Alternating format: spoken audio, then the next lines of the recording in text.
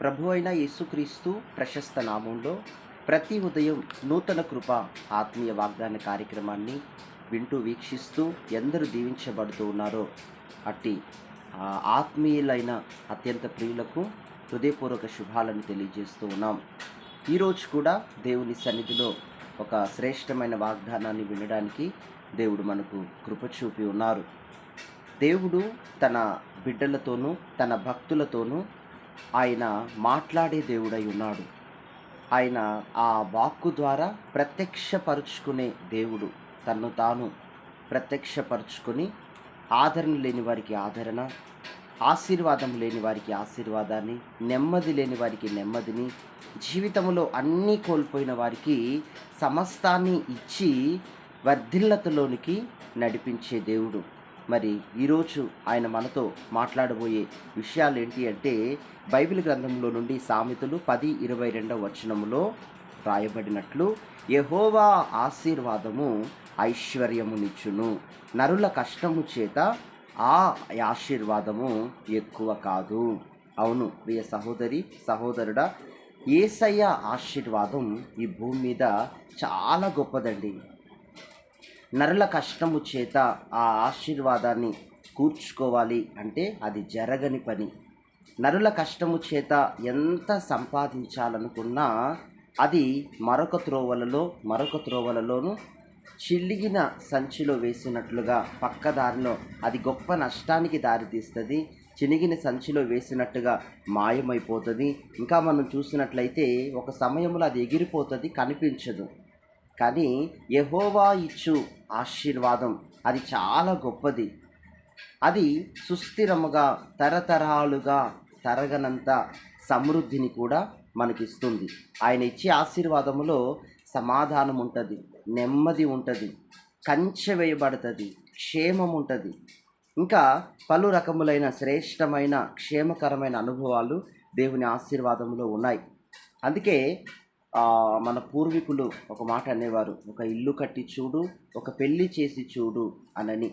ఆ కాలంలో ఉన్న పురుషులు, అబ్బాయిలు ఉద్యోగాల నిమిత్తము ఎన్నో సంవత్సరాలు చదివి కష్టపడి రాసి గవర్నమెంట్ ఉద్యోగాలకు పొందుకొని అలా ఉద్యోగం చేస్తూ కాస్తో కూస్తో దాచుకొని చివరిలో రిటైర్మెంట్ ఆ టైంలో వచ్చే అమౌంట్తో ఇల్లు ప్లాన్ చేసుకునేవారు.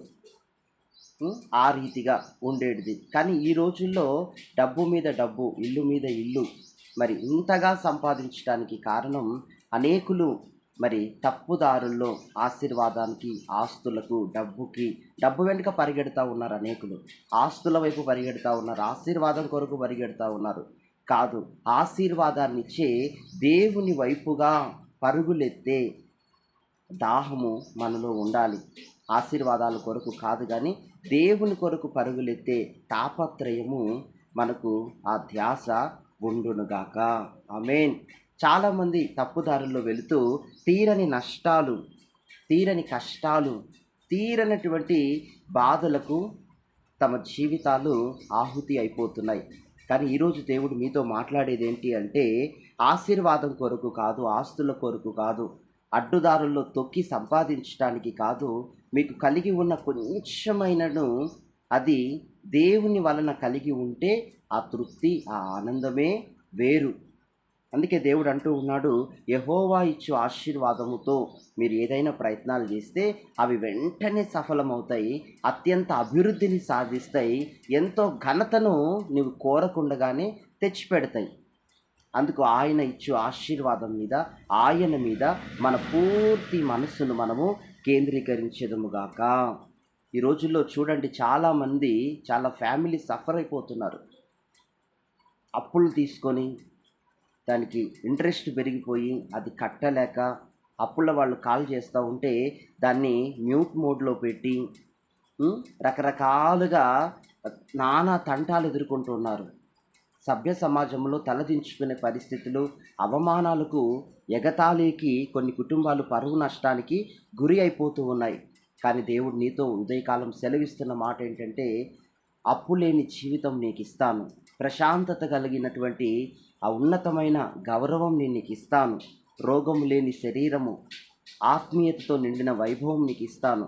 ఆస్తి, అంతస్తు, చదువు, పిల్లల తరతరాన్ని చూడగలిగిన బ్లెస్సింగ్ నేను నీకు ఇస్తాను. చదువులో, ఉద్యోగాల్లో ఒక సఫలం, చక్కని ప్లానింగ్, అద్భుతమైనటువంటి మార్గములో నడిచేటట్లుగా, నీవు దీవించబడేటట్లుగా, సమస్త కాలానికి నీవు ఆశీర్వాదకరమైన వ్యక్తివి అని ప్రజలు నిన్ను తలుచుకునేలాగున దేవుడు నిన్ను తన జన్మమునకు ఆశీర్వాదకరముగా చేయబోతూ ఉన్నాడు.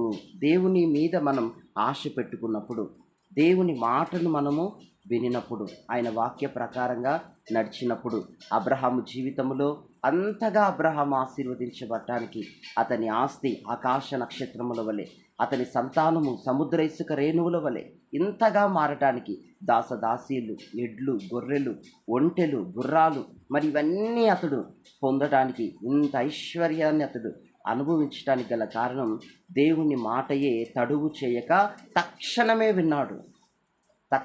విన్నాడు. దేవుని మాటను త్రోసివేసిన లోతు నిజంగా ఎటువంటి అవమానకరమైన మార్గాల్లో సాగాడు మనం చూస్తాం. కానీ అబ్రహాం అట్లా లేడు. కానీ వెంటనే అందుకే దీవించబడ్డాడు. మొదటి స్థానమే ఉన్నత స్థానం. మొదటి స్థానం ఈ భూమి మీద దేవునికి ఎవరైతే కేటాయిస్తారో వారికి ఈ భూమి మీద ఆయన ఉన్నత స్థానానికి తీసుకొని వెళ్ళే దేవుడు, సమస్తాన్ని ఇవ్వగలిగిన దేవుడు. అబ్రహాం జీవితంలోనే కాదు, ఇస్సాకు జీవితంలో మనం చూస్తే ఎక్కడికి వెళ్ళి తండ్రి ఆస్తి తింటూ కూర్చోలేదు, కానీ ప్రయాసపడ్డాడు, బావులను త్రవ్వాడు, శత్రువులు వచ్చి పూడి చేశారు, వారితో జగడమాడక సత్ప్రవర్తన గలవాడి, దేవుని మాట విన్నవాడే వెళ్ళి బావులు తవ్వుతున్నాడు. అతడు ఆ పంట వేసినప్పుడు 100 పంటను అతడు చూడగలిగాడు. ఆశీర్వదింపబడిన వ్యక్తిగా ఉన్నాడు. శత్రువులే అసూయపడ్డారు. అబ్రహాం యొక్క ఆశీర్వాదాలు ఇస్సాకుకు, ఇస్సాకు యొక్క ఆశీర్వాదాలు యాకోబునకు. ఇప్పుడు మన పితరుల ఆశీర్వాదాలే మనందరి మీద యేసుక్రీస్తు ద్వారా మనకు అనుగ్రహించబడ్డాయి. ఆమేన్. దేవుడు నీతో అంటున్నాడు, నా మాట విని ఆ మాట ప్రకారం జీవించుట నేర్చుకో. ఆస్తి కొరకు, ఆశీర్వాదాల కొరకు, డబ్బు కొరకు గాక దేవుని కొరకు ఎట్లా బ్రతకాలో మనం దేవుని పాదాల చెంత అది నేర్చుకున్నప్పుడు, ప్రభువా నా పట్ల నీ చిత్తం ఏంటి, నేను చేస్తున్న ఈ ఉద్యోగం పట్ల, ఈ వ్యాపారం పట్ల నీ చిత్తం ఏంటి అని మనం ఆయన సన్నిధిలో కనిపెట్టినప్పుడు ఆయన మనల్ని నడిపిస్తారు. ఆయన మాట వినేటట్లుగా మనకి ఆయన కృప ఇస్తారు. ఆయన కొరకు బ్రతికే జీవితం ఇస్తాడు. అంతేకాకుండా ఆస్తి, ఐశ్వర్యం, సంపద, ఘనత, విలువైన బ్రతుకు ఈ భూమి మీద దేవుడు నీదిగా ఆయన మార్చబోతున్నాడు. ఈ మాటలు మీ వినికిడిలో పరిశుద్ధాత్మ దేవుడు స్థిరపరచునుగాక. God bless you. ఆమేన్.